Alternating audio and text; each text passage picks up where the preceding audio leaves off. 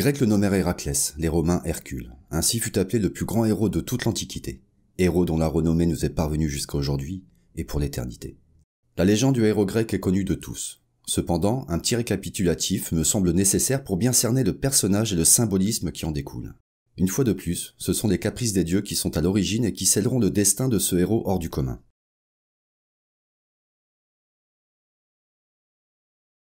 Zeus, le dieu des dieux, est un coureur de jupons chevronné. Afin de s'unir à une femme nommée Alcmène, petite fille du héros Persée, le dieu de la foudre décide de prendre l'apparence de son époux, le roi Amphitryon, et de se glisser dans son lit durant son absence. Alcmène, ne se doutant de rien, assouvit les désirs de Zeus durant toute une nuit qui en dura en réalité 3 nuits. Puis, à l'aube, Zeus regagna l'Olympe, laissant Alcmène dans un sommeil profond. Le véritable Amphitryon rentrera quelque temps après et rejoignit sa femme qui dut à nouveau remplir son devoir conjugal. Lors de cette interminable nuit, elle tomba enceinte et accoucha 9 mois plus tard de faux jumeaux, Iphiclès, le fils du roi Amphitryon, et Alcide, le fils de Zeus. Le nom d'Héraclès lui fut donné bien plus tard. Le petit Héraclès était voué à un destin hors du commun, étant donné ses origines. Mais Zeus avait omis une chose cruciale, et sa femme Héra était de nature jalouse et rancunière, et sa vengeance allait être terrible. Alors que notre héros n'était encore qu'un bébé, Héra envoya 2 serpents pour le tuer. Le petit Alcide était déjà paré d'une force hors du commun, attrapa les serpents et les étrangla de ses mains. Malheureusement pour lui, il était loin d'en avoir fini avec sa divine belle-mère.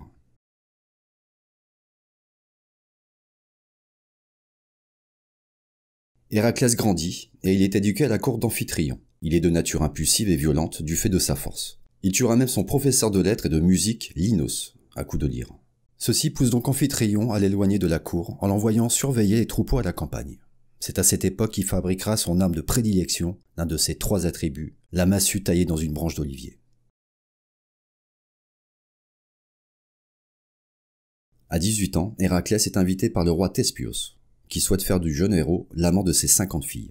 Selon la légende, il enfanta les filles du roi, qui deviendra grand-père de 51 petits-enfants, que l'on nommera plus tard les Thespiades.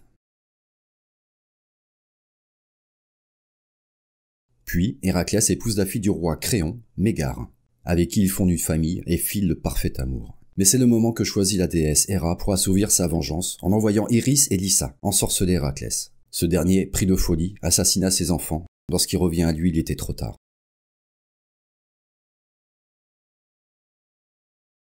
Devant ce spectacle macabre, il décide de se suicider. Mais son ami Thésée parvint à l'amener à Delphes, afin qu'Héraclès puisse demander à l'oracle la pénitence qu'il devra accomplir pour purifier son âme. La Pythie lui demande alors de se mettre au service de son cousin, le roi Eurysthée. Afin d'expier son crime, Héraclès devra accomplir les 10 travaux réputés irréalisables pour un simple mortel.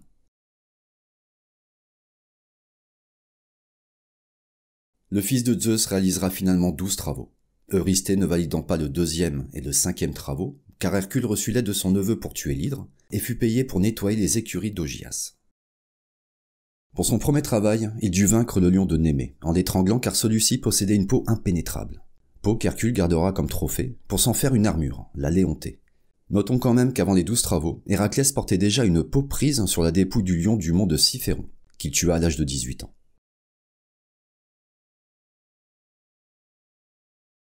Il dut ensuite tuer l'hydre de Lerne, créature marécageuse ayant l'apparence d'un serpent à 7 têtes, qui avait la particularité de se dédoubler lorsqu'on les tranchait.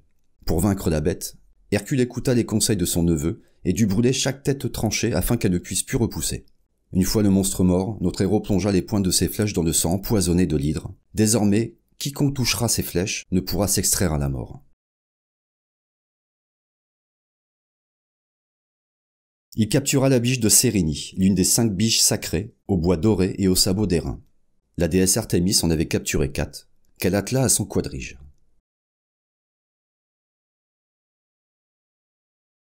Pour le 4e travail, il captura ensuite le gigantesque sanglier d'Érymanthe, qui traumatisait les habitants d'Arcadie.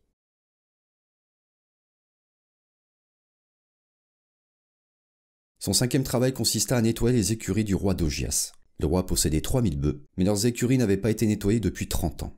La tâche s'avérait impossible, car elle devait être faite en une seule journée. Mais impossible n'est pas Hercule. En effet, notre héros eut la brillante idée de détourner les eaux de 2 fleuves, Alphée et Pénée, afin qu'elles traversent l'écurie, emportant toute la crasse avec elles. Le travail accompli, s'ensuivit une confrontation entre Héraclès et Augias, qui refusa de récompenser le héros en lui offrant les 300 bœufs promis. Le conflit se conclut par la mort d'Augias et de ses fils, tués par Héraclès, à l'exception de l'un de ses fils, Philée, qui avait pris parti pour le héros. Il se rendit ensuite dans les montagnes de Corinthe, tuer les oiseaux du lac de Stymphale, qui terrorisaient les villageois. Ces oiseaux avaient la particularité de posséder un bec ainsi que des serres et des ailes en bronze, et de se nourrir de chair humaine. Hercule les transpercera de ses flèches empoisonnées. Notre héros dut se rendre en Crète afin de capturer le taureau de Minos offert par Poséidon. En plus d'avoir engendré le Minotaure, avec Pasiphaë, la femme de Minos, ce taureau ravageait les terres agricoles de l'île. Héraclès réussit à dompter l'animal et le ramena à Eurysthée, qui le relâcha. Pour son 8e travail, Eurysthée envoie notre héros en Thrace, afin de capturer les 4 juments du roi Diomède, qui les nourrissait avec de la chair humaine. Hercule part avec quelques hommes, dont son ami Abdère, fils du dieu Hermès, pour le seconder dans sa tâche. Ils parviennent à dérober les juments et à vaincre les hommes de Diomède. Après avoir assommé ce dernier, Héraclès le donne en pâture à ses juments pour se venger de la mort de son ami Abdère, qui lui aussi avait été dévoré par les juments alors qu'il les surveillait durant la bataille. Ce travail aurait pu être l'un des plus simples pour notre héros, si la déesse Héra n'avait pas mis son grain de sel. Hercule avait pour mission de rapporter la ceinture d'or offerte par le dieu de la guerre, Arès, à sa fille Hippolytée, reine de la tribu des Amazones. Celle-ci tomba sous le charme de notre héros et lui offrit la ceinture d'or, un travail sans doute estimé trop facile pour la déesse Héra, qui insuffla la discorde chez les Amazones. Ces dernières attaquèrent le héros, qui prit cette attaque pour une trahison de leur reine, et la tua, avant de massacrer les femmes guerrières. Héraclès reçut comme 10e corvée de voler le troupeau de bœufs appartenant à un monstre nommé Gérion. Ce dernier était le roi de Tartessos, une région du sud de l'actuelle Espagne. Gérion était un géant, possédant 3 têtes reliées à la taille, avec 6 bras et 3 têtes. Il faisait garder son troupeau de bétail par le berger Érythion, fils d'Arès, et d'un chien à 2 têtes, Orthros, le frère de Cerbère. Grâce à l'aide du dieu Hélios, notre héros réussit à rejoindre l'île dans la coupe d'or, que le dieu utilise chaque nuit pour traverser la mer. Une fois accosté, il tue les 2 gardiens de troupeau à coups de massue, avant de terrasser Gérion d'une de ses flèches empoisonnées, et emmène les bœufs avec lui jusqu'en Grèce. C'est au cours de son passage à Gibraltar qu'Hercule érige 2 énormes colonnes de part et d'autre du détroit, qui sera d'ailleurs nommé durant plusieurs siècles les colonnes d'Hercule.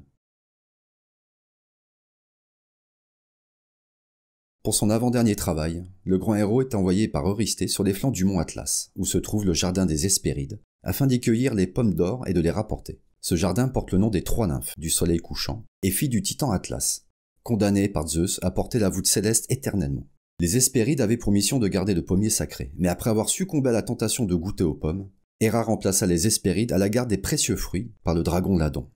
Pour éviter de s'attirer sur lui les foudres d'Héra, Héraclès partit à la rencontre d'Atlas pour lui proposer de le soulager de sa peine, si, en retour, il lui rapporte les pommes d'or.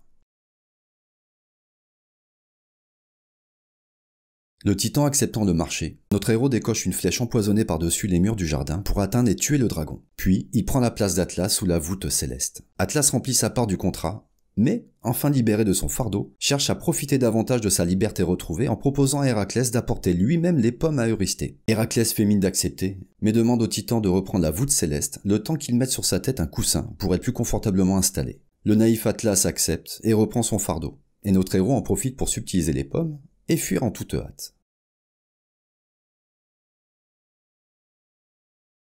Enfin, son dernier travail fut de rapporter à Eurysthée le chien tricéphale, gardien des enfers, Cerbère. Avec l'aide d'Athéna et d'Hermès, Héraclès parvient à rejoindre le Tartare. Une fois arrivé devant Hadès, Hercule lui demande la permission d'emmener Cerbère avec lui. Hadès accepte à condition que le héros n'utilise aucune de ses armes pour maîtriser l'animal. Uniquement paré de sa peau de lion pour protéger des crocs et des griffes acérées de la bête, Héraclès bondit sur Cerbère et enroule ses bras à la base des 3 têtes. Le chien ne pouvant se libérer de l'étreinte qui l'étouffe, il finit par capituler et se soumettre au héros. À son retour avec la bête, Eurysthée, terrifié à la vue de ce monstre, va une nouvelle fois encore se cacher dans une jarre et demande à Hercule de renvoyer Cerbère à son propriétaire.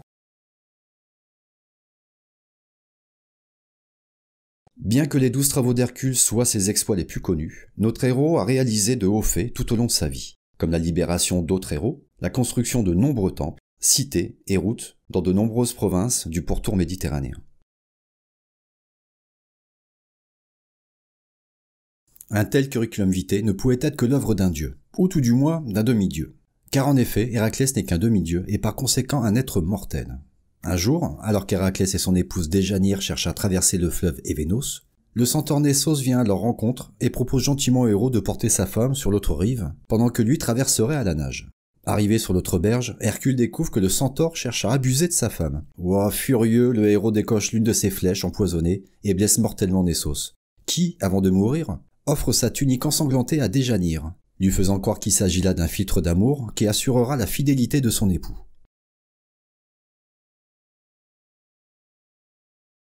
Plus tard, soupçonnant son mari d'être tombé amoureux de Lol, la fille du roi Eurysthos, Déjanire fit offrir la tunique de Nessos à Hercule. Mais lorsque ce dernier l'enfila, sa peau se mit à brûler et la douleur devint insupportable. Et le héros comprit trop tard que le sang de Nessos était souillé par le poison de l'hydre, et ne put s'en défaire sans voir sa peau partir en lambeaux, car la tunique s'est collée à son épiderme. Ne supportant plus la douleur, Héraclès grimpe tout en haut du mont Oueta, où il dresse un bûcher pour s'y jeter. Après sa mort, Zeus fait alors remonter l'âme d'Héraclès jusque sur l'Olympe et le divinise. Devenu alors immortel, Hercule se réconcilie avec Héra et épouse sa fille Hébé, déesse de la jeunesse.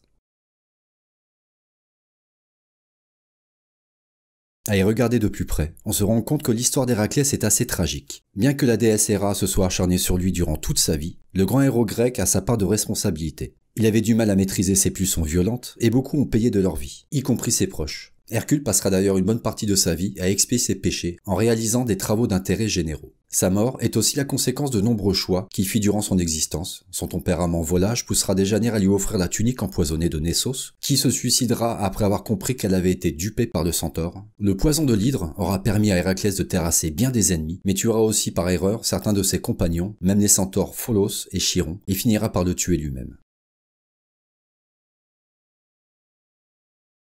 Sa force et ses exploits ont fait d'Héraclès le personnage légendaire le plus populaire de toute l'Antiquité. Ses histoires étaient connues à travers tout le bassin méditerranéen, et sa renommée puis son culte s'étaient répandus à travers toute la Grèce ainsi qu'à ses colonies et jusqu'aux confins du monde hellénistique, probablement apportés par les troupes d'Alexandre le Grand.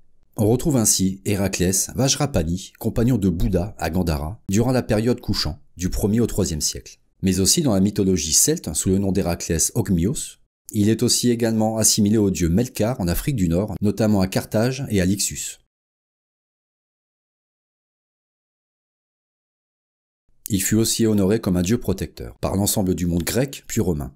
On retrouvera même sur les façades des habitations des gravures représentant lui ou un de ses attributs, comme on peut le constater dans la cité d'Herculanum. C'est durant l'époque impériale romaine que le culte d'Hercule va connaître son apogée, puisque certains empereurs vont même aller jusqu'à se représenter, se comparer à lui-même et s'approprier sa renommée. Après avoir volé les bœufs à Gérion, Hercule aurait quitté l'Espagne et rejoint l'Italie en passant par la Gaule, où il aurait fondé la cité d'Alésia, ainsi que la voie héracléenne qui lui permettait de traverser les Alpes plus facilement. Une légende raconte que le héros aurait fait escale au lieu même où serait construite plus tard la cité de Rome. Pendant qu'Hercule se reposait au bord du Tibre, un monstre nommé Cacus en profite pour lui dérober quelques bœufs. Mais Hercule se rendit compte du vol à son réveil et partit à la recherche du voleur et le tua. Avant de quitter cette région, il fonde un culte dédié à lui-même, comme en témoigne le temple Hercule Victor sur le forum Boarium de Rome. Comme nous avons pu le voir, Hercule aurait fondé plusieurs cités, telles qu'Herculanum, Pompéi, ou encore Porto Ercole, en Toscane.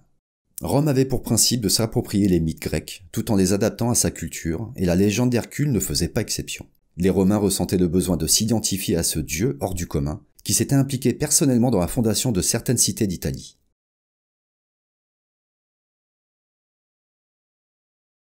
Hercule était donc devenu une divinité protectrice de Rome et de son peuple. Mais il était surtout très apprécié des soldats, car les hauts faits du héros faisaient de lui le symbole de la force et de la virilité. Il était donc naturel que la plupart des empereurs avaient donc choisi d'être assimilés au grand Hercule, le héros mortel, possédant une force divine, et dont les exploits les firent s'élever au rang de dieu. On a retrouvé de nombreuses représentations de personnages de haut rang, vêtus des attributs du héros, comme l'empereur Commode. Mais les illustrations les plus importantes sont sur le monnayage gréco-romain. Comme on peut aisément le constater, la monnaie était dans l'Antiquité le meilleur outil de propagande, car elle circulait inlassablement, de main en main, dans toutes les provinces de l'Empire romain. Alexandre le Grand tient une part importante dans la diffusion de l'image d'Hercule, à travers de nombreux territoires conquis, mais aussi avec l'émission monétaire du fameux Alexandre. Superbe monnaie, principalement en argent, représentant à l'avers le portrait d'Héraclès coiffé de la peau du lion de Némée. Beaucoup pensent qu'il s'agit non pas du visage d'Héraclès, mais bien celui d'Alexandre, portant la tenue du héros, car le visage représenté est celui d'un jeune homme imberbe comme l'était le jeune Macédonien. De plus, une légende révélait qu'Alexandre le Grand comme étant le fils de Zeus, et non pas de Philippe II. Cette ambiguïté donnait davantage de crédit à cette association entre le roi de Macédoine et le demi-dieu. À Rome, dès la République, on utilisait déjà l'image d'Hercule sur les monnaies pour commémorer des jeux ou une grande victoire sur l'ennemi. Revers d'un denier Serratus, de Caius Publicus, avec Hercule se battant contre le lion, frappé vers 80 avant Jésus-Christ. Revers d'un denier de Quintus Sicinius, représentant les attributs d'Hercule, la léonté, massue et l'arc, frappé vers 49 avant Jésus-Christ. Marc-Antoine prétendait être un descendant d'Hercule, et l'on comparait souvent son physique à celui du héros. Un auréus associant Antoine à Hercule fut frappé lors de la guerre civile qui opposa les assassins de Jules César au triumvirat, dans le but d'accentuer sa filiation. Auréus de Marc-Antoine représentant Hercule au revers, frappé vers 42 avant Jésus-Christ.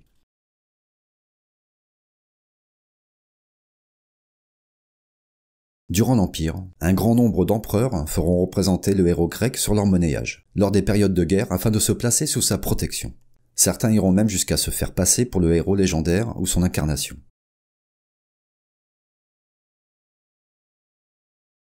Néron fut le premier empereur à vouloir devenir l'égal d'Hercule aux yeux du peuple, comme nous l'explique l'historien Suéton.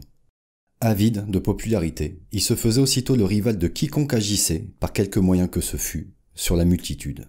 On pensait généralement que, non content de ses succès de théâtre, il devait descendre au prochain lustre dans l'arène olympique avec les athlètes.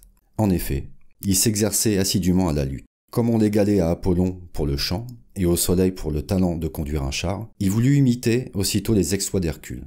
Et on avait, dit-on, dressé un lion qu'il devait combattre nu dans l'arène, et assommer avec sa massue, ou étouffer dans ses bras, sous les yeux du peuple.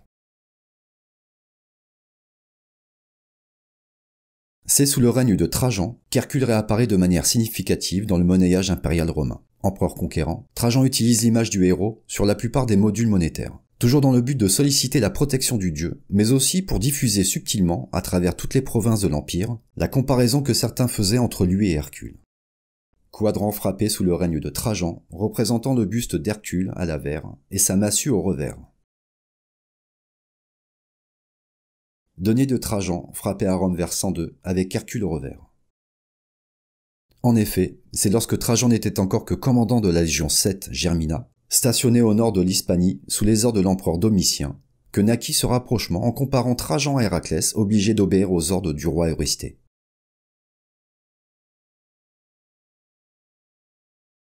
À partir du règne de l'empereur Commode, l'image d'Hercule va prendre une toute autre dimension. Le fils de Marc Aurèle était atteint d'une telle mégalomanie qui se prenait pour l'incarnation d'Hercule. Son extravagance alla si loin qu'il prit fantaisie de changer de nom, et au lieu de Commode, fils de Marc Aurèle, il se faisait appeler Hercule, fils de Jupiter. Il quittait souvent l'habit à la romaine et la pourpre impériale, et se montrait en public avec une peau de lion et une massue à la main. Il changea aussi le nom des mois, et leur donna de nouveaux qui, la plupart, avaient rapport aux actions et aux combats d'Hercule.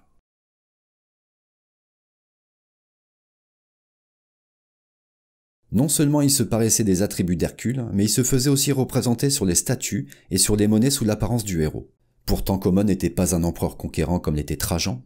Il préfère davantage parader dans l'arène du Colisée, à combattre des gladiateurs, ou à chasser des animaux sauvages. Denier de Commode, portant la léonté, à l'avers, et au revers la massue, l'arc et le carquois d'Hercule. Il n'empêche que ce principe de passer aux yeux de tous pour un demi-dieu sera ensuite adopté par d'autres empereurs romains comme Posthume, Galien, Probus et Maximien Hercule, à la différence près que ces derniers cherchaient à légitimer leur statut et à asseoir leur pouvoir durant des périodes de grands troubles au sein de l'Empire.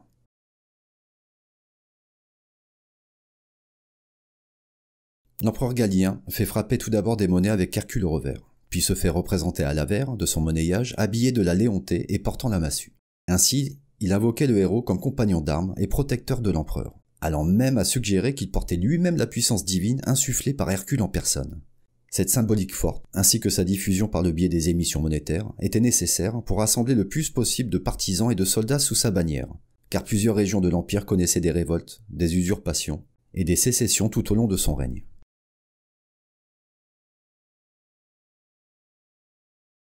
Quant à l'usurpateur et futur empereur des Gaules posthume, sa relation avec le héros grec lui sert sans doute dans un premier temps à légitimer sa position de gouverneur des provinces des Gaules, d'où il serait originaire, tout en s'attirant la sympathie des autochtones, puisqu'il utilise, lors de ses premières émissions monétaires, l'image d'Hercule. Par la suite, Posthume utilisera l'image du héros mythologique classique avec la légende Herculi Invicto, ou Herculi Pacifère.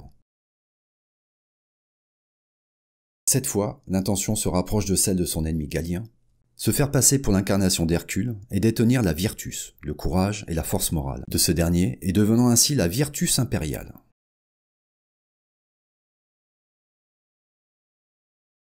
Cette capacité à demeurer invincible au combat, ainsi qu'à libérer le monde de ses maux, ne peut être que d'essence divine, dont le seul véritable empereur peut prétendre.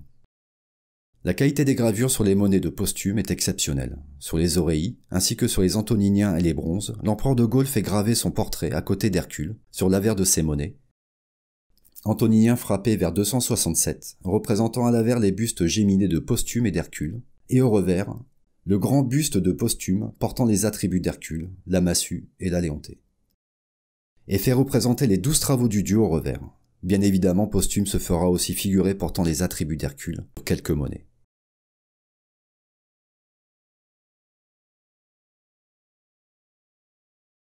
Ces deux princes rivaux, Galien et Posthume, auront tout fait pour acquérir les faveurs du dieu Hercule et s'octroyer par la même occasion l'adhésion de ses soldats et des civils. Pensaient-ils vraiment être animés par une puissance divine qui s'exprimait en eux et les assiste à tout instant? Sans doute.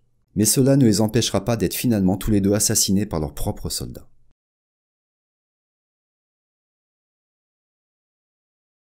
Lors de son règne dont il passera la majeure partie de son temps à combattre l'envahisseur et à pacifier l'Empire, l'empereur Probus utilisera aussi l'image d'Hercule et de ses travaux sur son monnayage. 3 auréis de Probus représentant au revers Hercule avec le lion de Némée sur ses épaules, tenant les bois de la biche de Cérynie et traînant Cerbère avec une laisse. Mais tout comme Galien et Posthume, il se fera assassiner lors d'une mutinerie.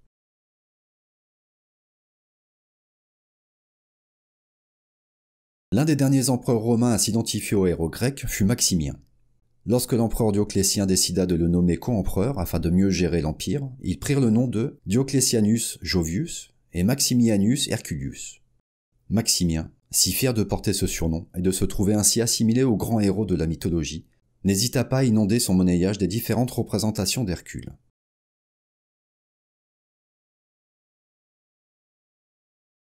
Outre une large série monétaire consacrée aux travaux du héros, voici différents revers d'oreilles à la gloire d'Hercule et de ses travaux, frappés sous le règne de Maximien Hercule. Maximien Hercule s'associe à son dieu protecteur en se faisant représenter à l'avers de quelques monnaies et de médaillons, coiffés de la dépouille du lion de Némée.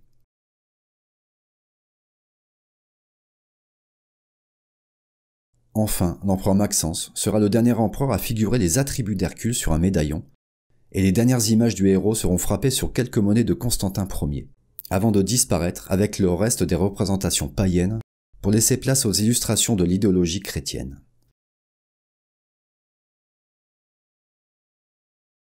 Bien que les divinités de la mythologie gréco-romaine disparaissent à partir du IIIe siècle au profit du christianisme, le mythe d'Hercule va survivre et perdurer. Certes, le héros ne sera plus représenté physiquement, mais il est tout de même décrit par les autres auteurs chrétiens, tels saint Augustin, comme un modèle de courage.